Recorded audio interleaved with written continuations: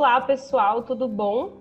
Eu estou aqui hoje com a Vivian Araújo, psicóloga com mestrado em gerontologia social, e a gente vai falar de um tema muito importante que mais do que nunca ganhou projeção, né, que é a saúde mental dos idosos no nosso país.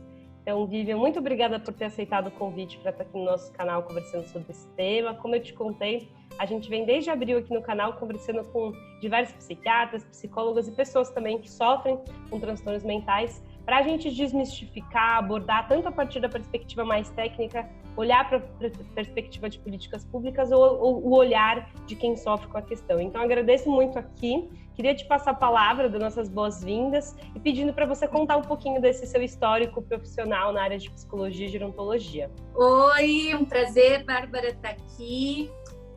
Eu estou na psicologia há algum tempo. No próximo ano faço 20 anos como psicóloga. Trabalhei desde o começo como psicóloga clínica no consultório. Depois trabalhei um tempo também com políticas públicas na atenção básica enquanto psicóloga. Aí fui fazer o meu mestrado em gerontologia social, entender um pouco desse processo da velhice e do envelhecimento, que era uma área que me atraía, me interessava. E aí hoje eu trabalho no consultório também, continuo com ele, e sou professora universitária, dando aula de psicologia do desenvolvimento. Uma das minhas disciplinas é psicologia do desenvolvimento, então falo desse processo, falo de envelhecimento e velhice dentro das minhas disciplinas, e disciplinas tanto na área social como das áreas das políticas públicas. Que trajetória interessante. Queria te pedir para comentar, você falou sobre psicologia do desenvolvimento, então eu queria te pedir para comentar um pouquinho o que é e já aproveitar uma primeira pergunta. Quando a gente fala no envelhecimento, a gente costuma ouvir falar sobre terceira idade. Essa expressão, ela está correta, ela é ofensiva, faz sentido? Existe uma categorização de a partir de qual idade, talvez pelo IBGE ou outras discussões sobre qual idade essa pessoa é considerada idosa? Então, na psicologia do desenvolvimento, a gente estuda tudo o que a gente chama do ciclo vital. Então, desde o nascimento, do processo de concepção até um pouco antes do nascimento, até a morte. Todo esse processo é a área de interesse e de estudo da psicologia do desenvolvimento. Então, desde quando a gente nasce até o processo da gente ficar velho e morrer. Todo o processo de ciclo vital.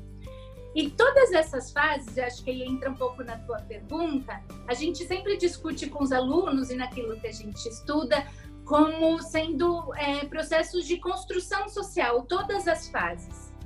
Então, a gente tem, por exemplo, na questão dos velhos, do envelhecimento, a gente tem alguns países que determinam, tem uma idade para considerar a partir daí idoso ou da terceira idade, e em outras idades diferentes. Então, hoje no Brasil, a gente entende como idoso uma pessoa a partir dos 60 anos. Em alguns outros países com maior índice de desenvolvimento econômico, essa idade pode subir para até 70 anos. É considerado idoso pessoas a partir de 70 anos. Então, vai um pouco da cultura, da condição do desenvolvimento e da construção social que a gente tem. A gente tem flexibilizado essas coisas um pouco também, porque a questão daquilo que a gente conhece como idoso hoje é uma questão nova. A nossa expectativa de vida vem aumentando ao longo do tempo. Antes, a expectativa de vida não passava dos 40 anos. Hoje, em alguns países, por exemplo, países da África, essa expectativa de vida ainda, né? Mas em países desenvolvidos ou em desenvolvimento, as pessoas têm envelhecido e com a sua longevidade aumentada, né? Então, por isso essas mudanças que a gente vai vendo durante todo esse processo na idade. Mas hoje, no Brasil, a gente tem 60 anos, como a idade que a gente marca a entrada para a velhice, para o envelhecimento, para a velhice especificamente. Como a gente chama? Então, a gente tem nome para tudo, né? Terceira idade é um nome que oficialmente a gente não considera ofensivo, para a maioria das pessoas a gente não considera. Algumas pessoas preferem chamar de melhor idade, outras se sentem ofendidíssimas se você fala, porque a velhice ainda está associada com muitas questões negativas.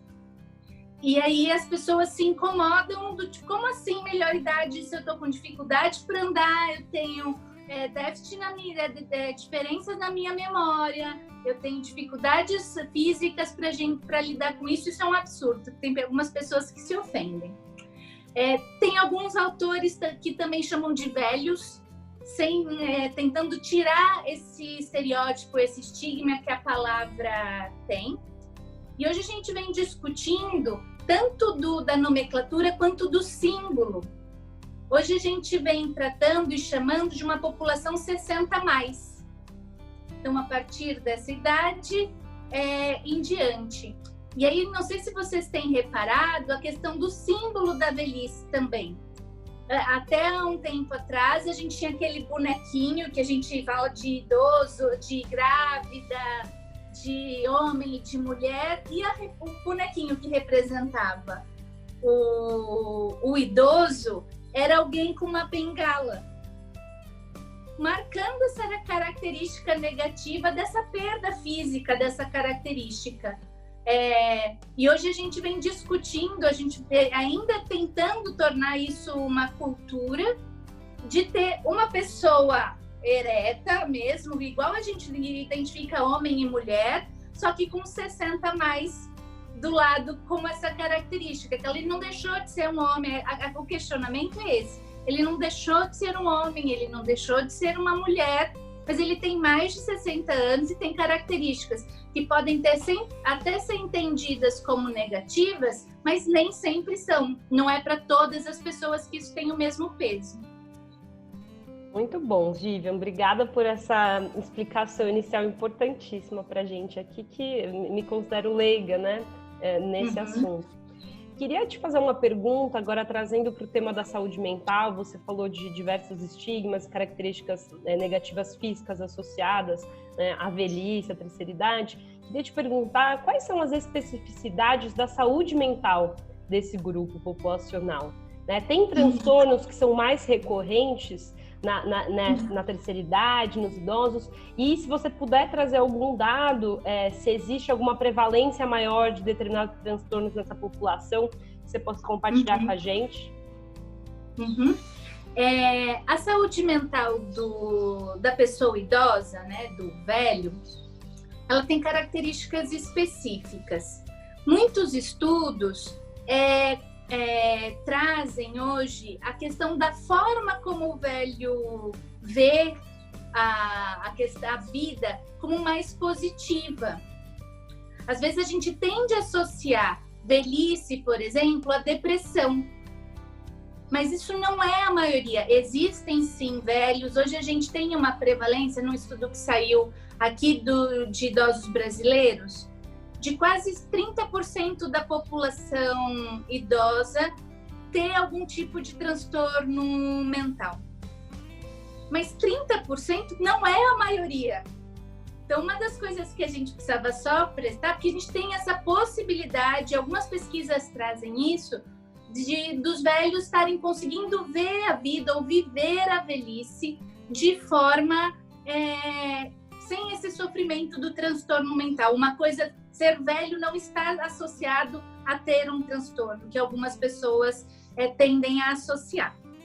Dentro desses 30% da população idosa, que vai ter, são 29,7% da população, que vão apresentar algum transtorno mental, o mais comum ou mais prevalente seriam os transtornos de humor, especificamente a depressão, né?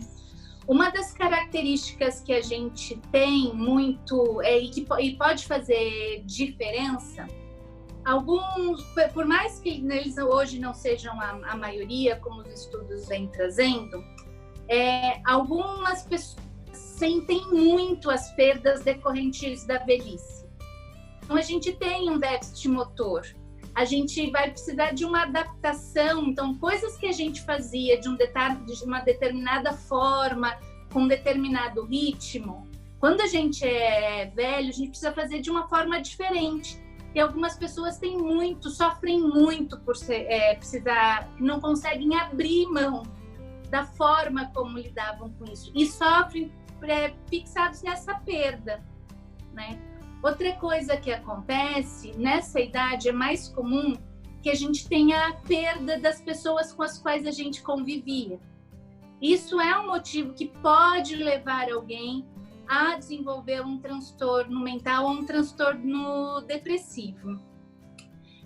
Outra questão que a gente pode levar em consideração também é a pessoa que vai se deparando com a finitude.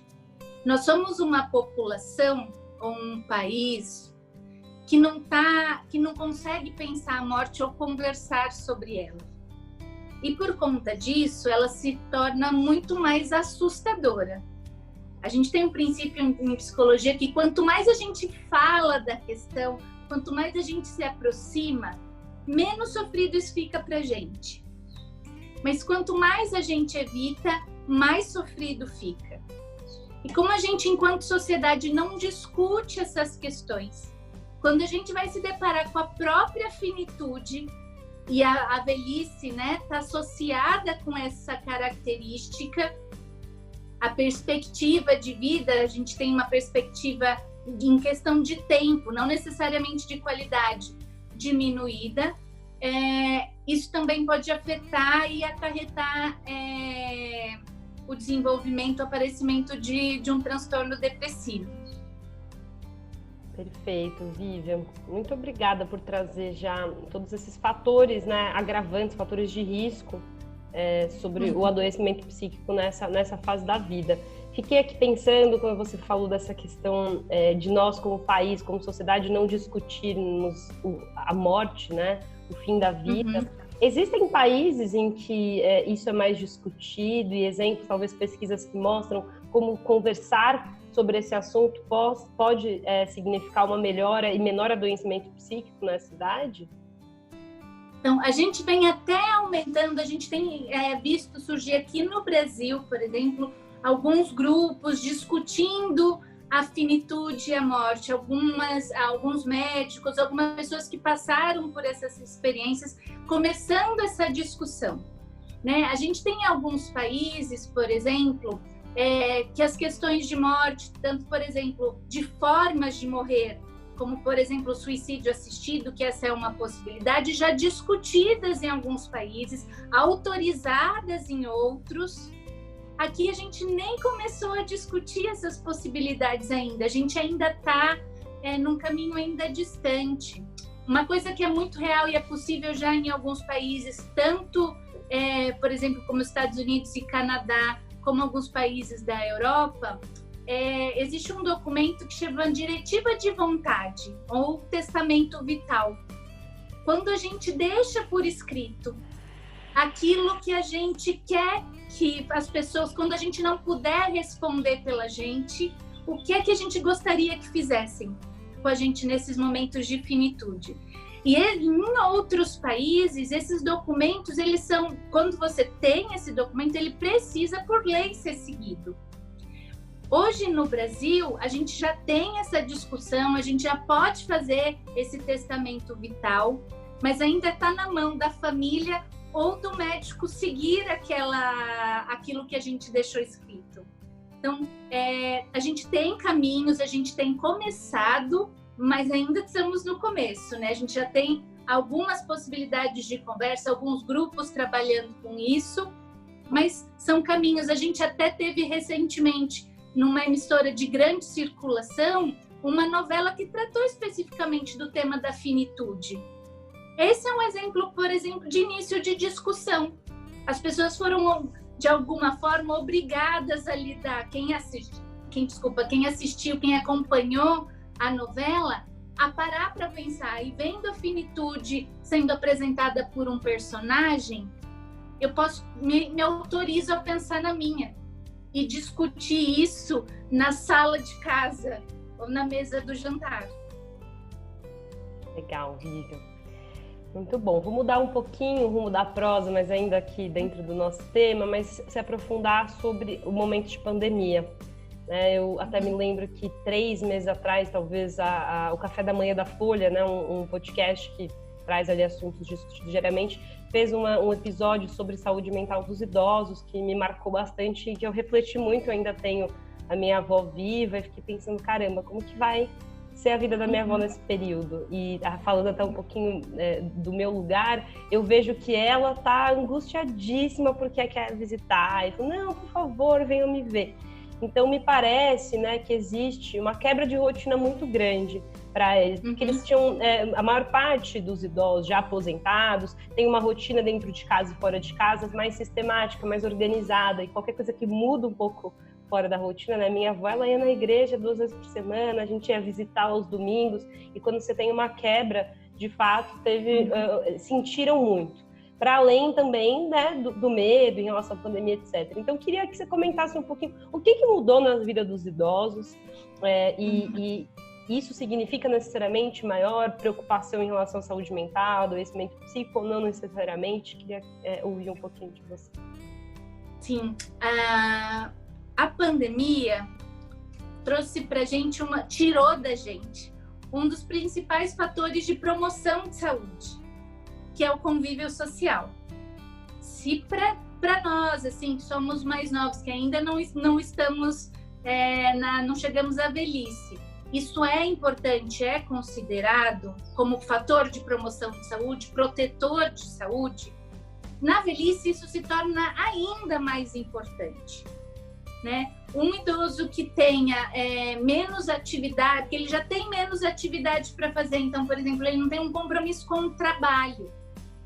A gente meio que, mesmo que com a nossa vida totalmente atrapalhada, então, por exemplo, eu dava aula presencial, de repente eu tive que dar aula do escritório da minha casa, mas eu tinha esse compromisso.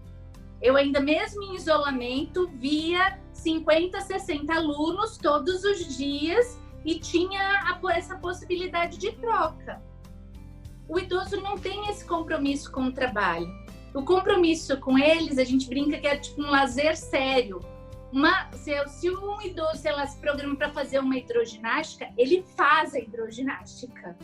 Ele não perde aquele momento, porque é o momento em que ele convive, que ele compartilha, ou momentos de culto, por exemplo. Temos muitos idosos que são religiosos e que fazem disso um dos momentos de prazer da vida. E, de repente, tudo isso é tirado. Tudo bem que por proteção, e a gente entende isso, mas isso deixa de ser um momento promotor a gente deixa de ter o que promovia a saúde, na gente, que fazia a gente ficar bem. Então, a gente tem algumas pesquisas ainda, porque elas são muito recentes, a gente lidando com tudo isso, de um índice maior nessa população de depressão nesse período da pandemia. Por mais que a gente tenha tentado todas essas aproximações, usando os dispositivos eletrônicos, as redes sociais para manter o contato, ainda é muito diferente para eles, e isso sim fez um impacto significativo na vida deles e na saúde mental. Porque se a gente, quanto mais isolado um idoso for, quanto menos convívio social ele tiver, mais risco, por exemplo, para depressão ele tem. E aí a gente isolou eles, a gente deixou eles quietos em casa. E outra coisa que é muito importante como promoção de saúde mental, de saúde basicamente, é a gente resguardar ou garantir que o velho possa manter a autonomia o máximo de tempo que ele puder na vida.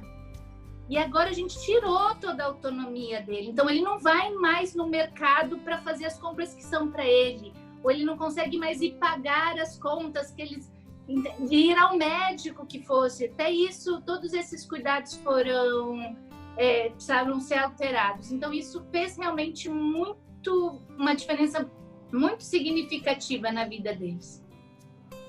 Porque também perde alguma sensação de, para além da rotina, como você colocou, de autonomia, de poder se cuidar, né? Eu acho que isso traz um sentimento de vulnerabilidade muito maior. Se você pudesse, Vivian, eu sei que é difícil porque a gente está passando por um momento pandêmico muito atípico e com tamanha complexidade, mas se tiver aqui algum idoso, alguém que conviva com idoso no momento de pandemia, alguma dica de o que fazer para tentar, claro, tem essas ferramentas tecnológicas que nos permitem estar em contato, mas no dia a dia, alguma dica do que daria para ser feito para atenuar todo esse sentimento negativo em relação ao isolamento? Então, por exemplo, a gente tem feito as compras para os nossos idosos. E aí, para a gente manter a autonomia deles, a gente pode, ou deve, por exemplo, pedir para que eles determinem o que eles precisam. Então, não são eles fazendo, porque isso já é a perda, mas eles estão escolhendo o que eles vão comer, o que eles vão usar. Porque às vezes porque a nossa vida também, que é quem está fazendo essas listas, ficou muito tumultuada. Então a gente vai numa leva só. Pega, faz tudo, sai correndo e deixa o que conseguiu.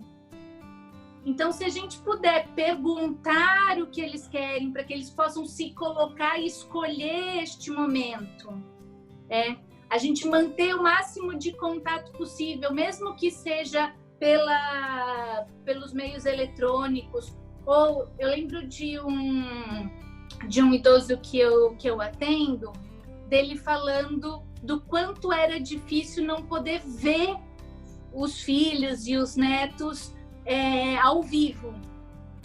E aí o jeito que eles deram, por exemplo, deles se verem mesmo que da calçada, um tanto de longe, para que eles pudessem ver, né?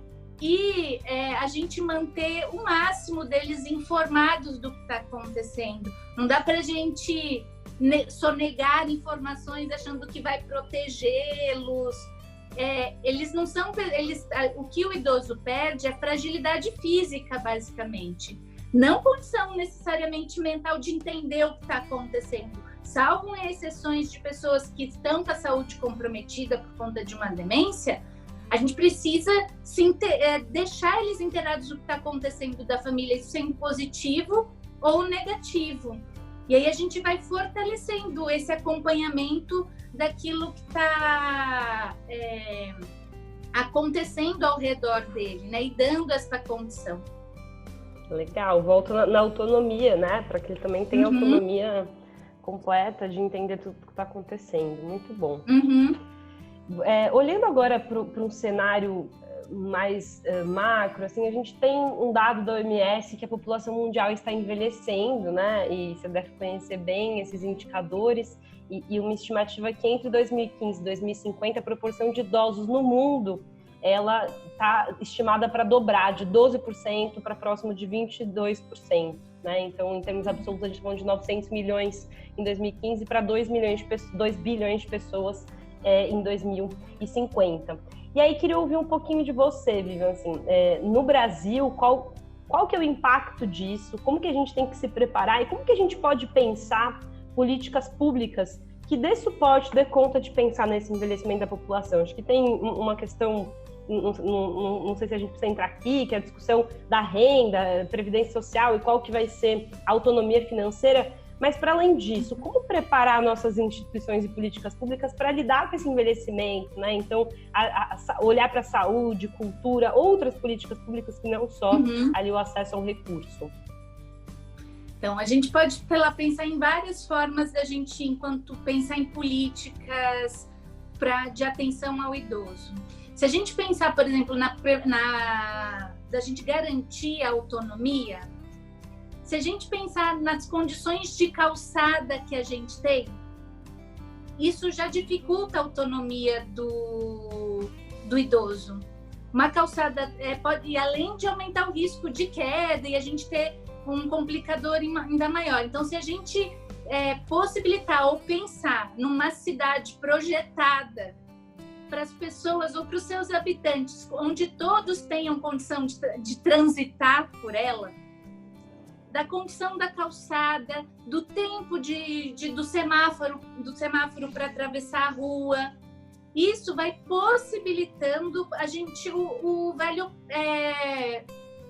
garantir ou ficar com sua autonomia o máximo que ele puder de tempo, né? Então, pensando na questão de autonomia, ou pensando também, por exemplo, no acesso, a gente já tem uma lei da acessibilidade que não necessariamente é cumprida da forma mais adequada, né? Se a gente olhasse além de olhar a questão dos cadeirantes, das pessoas que têm essas necessidades diferenciadas, incluir os velhos nesse grupo dentro das suas necessidades e fazer as adaptações para o acesso. E aí, por esse lado, a gente manteria a autonomia deles. A gente precisava pensar em espaços de convivência social. A gente tem muito poucos. Em algumas áreas da cidade, menos ainda, né? A gente tem pouco investimento em parques públicos. A gente tem um equipamento, que é um equipamento de saúde, que é o SECO, que está cada vez sendo menos utilizado. Assim, ele é pouco divulgado. Em muitos parques tem, mas a população desconhece ele, porque talvez ele esteja não sendo utilizado da melhor forma possível, né? Porque a gente vê pessoas, por exemplo, dentro desses equipamentos, quase que brigando sozinho, porque a maioria da população desconhece esse cuidado. E nisso a gente está promovendo saúde. Se a gente está promovendo saúde, isso implica que os nossos gastos e as nossas condições de saúde vão diminuir futuramente, quanto mais eu invisto nesses cuidados de promoção e de prevenção de saúde.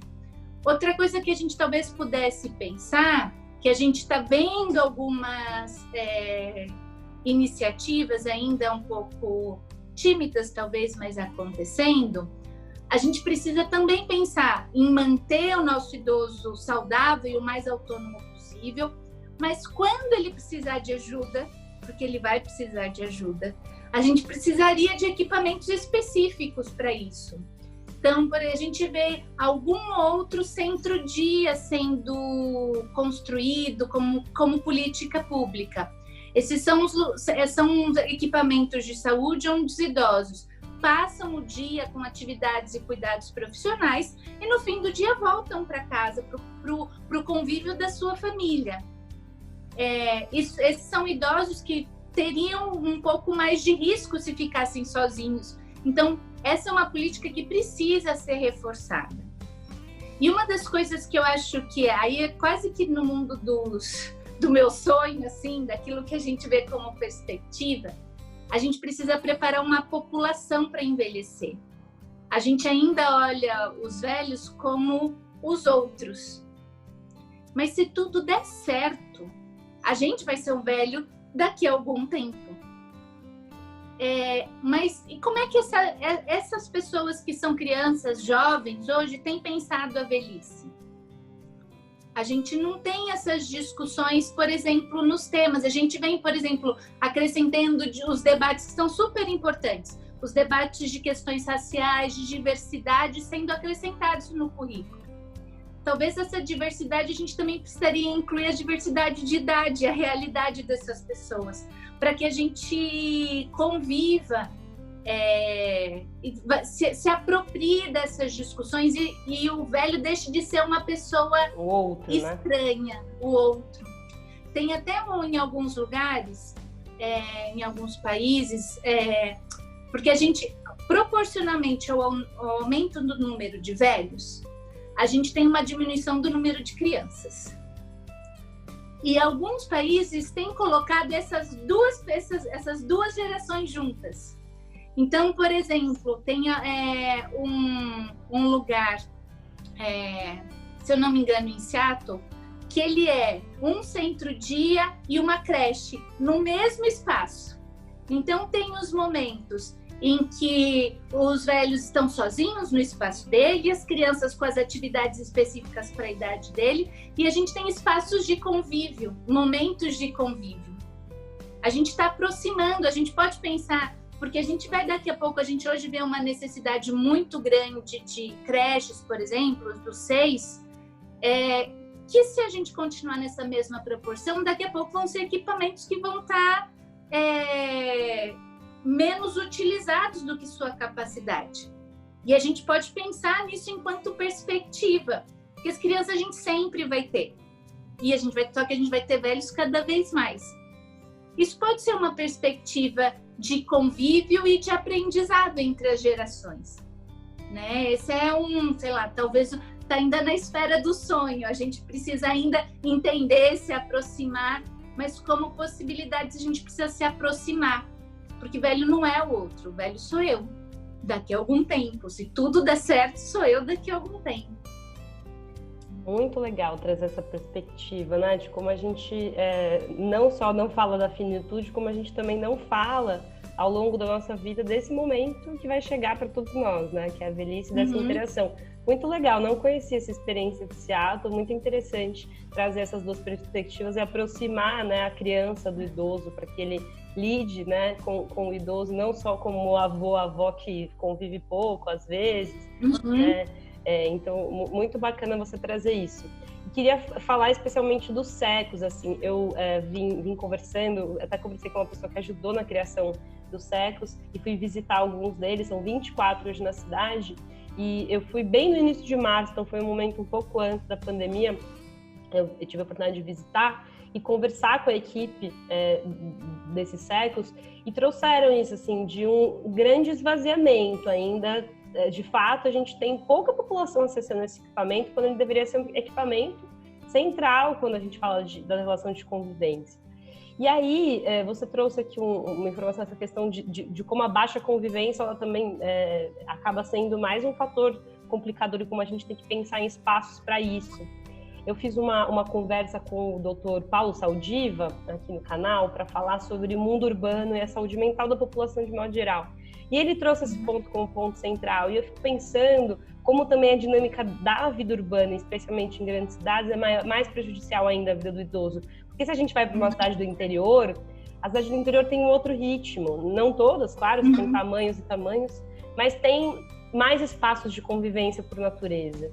E no momento que a gente vive numa cidade tão grande quanto São Paulo, a gente tem a menor parte das habitações mais verticalizadas, apartamentos, as pessoas se isolam cada vez mais. Esses dias eu estava na casa da minha mãe, fui no mercado e encontrei uma senhora bem velhinha, assim, já com bastante dificuldade de andar e carregando um monte de leite pesado. Eu falei, deixa eu te ajudar. E ela me chamou para ir até o apartamento dela e eu tava de máscara. Eu, não, mas entra aqui só na porta, toma um monte de álcool em gel. E conversa vem. Ela falou, eu tenho um filho que já não mora mais em São Paulo, tô morando aqui há 5 anos e fico sozinha. E ela é vizinha da minha mãe. E aí eu fiquei, a gente trocou telefone, minha mãe liga para ela e tudo mais. Mas eu fiquei pensando, se tivesse uma praça nesse bairro aqui, né? Que a gente vê muitos, eu sou ali do Tatuapé, originalmente. E ali tem uma praça em que muitos velhinhos se reúnem para jogar dominó, né? E a gente vê como a importância desses espaços de convivência muda muito a dinâmica, porque da mesma forma que você trouxe aqui o compromisso sério, né, da prática de uma atividade, seja de ir na igreja, de visitar alguém ou de praticar uma atividade física, essas atividades de convivência também se tornam compromissos. Então, eu não sei, reforço esse seu ponto, acho que da importância da gente ter essas áreas, seja o SECO ou outras áreas que possam gerar essa convivência, né? Sim, e áreas por exemplo, de cultura, né? Porque a gente hoje não fala de uma velhice, a gente fala de velhices. Cada um envelhece de um jeito, praticamente. Tem um pessoal que gosta mais da atividade física, que vai estar as praças cheias com grupos de caminhada dos idosos. E tem idoso que nunca fez atividade física. Não vai ser quando ele fez 60 que ele vai gostar de atividade física. Então, ele pode ter um outro processo, por exemplo, de momentos de leitura, de discussão, só que eles precisam ter esse espaço, né? Às vezes a gente associa, e a gente durante muito tempo olhou só para um lado, como que a gente chamava de velhice ativa, e associando ativa à atividade física, só que a gente nunca fez atividade, sei lá, tem gente, né, que não teve essa prática da atividade física e que não vai ser depois, porque ficou velho, que vai começar a gostar. Então, a gente precisa olhar para a população nessa sua diversidade também. Tem o pessoal que vai gostar de ir para a praça, tem o pessoal que vai gostar, sei lá, de ir para um clube de leitura, em algum outro espaço, de filmes. A gente precisa ter a possibilidade de olhar a diversidade, continuar olhando a diversidade na velhice. Porque a gente vê diversidade antes, e aí depois, na hora que fica velho, a gente bota tudo na mesma caixinha, e a partir daí todos vão gostar da mesma coisa, fazer as mesmas coisas. E políticas também, uma coisa que seria importante, políticas de estimulação de emprego. Hoje a gente tem uma população que ainda é muito capacitada, tem muitas condições, e que logo são tirados do mercado de trabalho por um certo preconceito por conta da idade, ou porque ficaram muito caros para a instituição, porque muito tempo, o salário aumenta muito. E aí, será mesmo que quando a gente envelhecer, a gente vai perder a nossa capacidade de trabalho? Talvez a gente precise adaptar. A pessoa idosa precisa estar preparada para uma flexibilização. O mundo não é mais do mesmo jeito. Ele vai precisar ter outras atividades, desenvolver outras habilidades.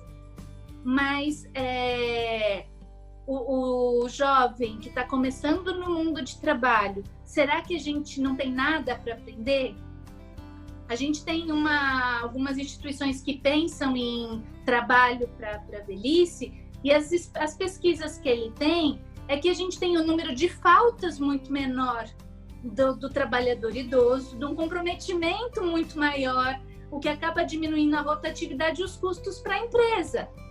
Então, a gente precisaria discutir esses espaços também, já que a gente está ficando, ainda aqui no Brasil, a gente fica velho muito cedo.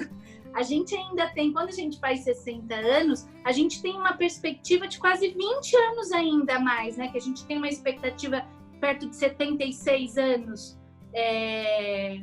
de vida, e aí a gente ainda tem quase 20 anos e já está parado, de ficar 20 anos parado. Tem gente que pode gostar disso, tem gente que não, né? Então a gente vai precisar estar preparado para isso também, enquanto discussão de política pública, políticas relacionadas ao mundo do trabalho do idoso. Muito legal, Vivian. Muito obrigada por trazer esse tema, a gente começar a se aproximar. Acho que a gente tem muitos desafios e você colocou eles aqui todos na mesa com muita clareza e, enfim, acho que são desafios como sociedade e como políticos, né? Também desafios políticos que a gente precisa levar toda essa discussão para dentro da política pública, para dentro das empresas. Então, acho que é uma corresponsabilidade de todos nós, né? Não dá para a gente... não é só o gerontólogo, o psicólogo ou o meu avô, minha avó que vão passar por isso, somos todos nós. Muito obrigada, viu? Pela contribuição. Obrigada, dispor. Se quiser fazer alguma fala final, agora é o momento. Eu acho que é muito importante quando a gente pode parar para pensar na nossa vida. E esse espaço, né, pensar nessa fase da vida, da velhice especificamente, e dos aspectos da saúde mental desse período da vida, a gente só tem a crescer quando a gente se apropria, por mais incômodo que seja a situação.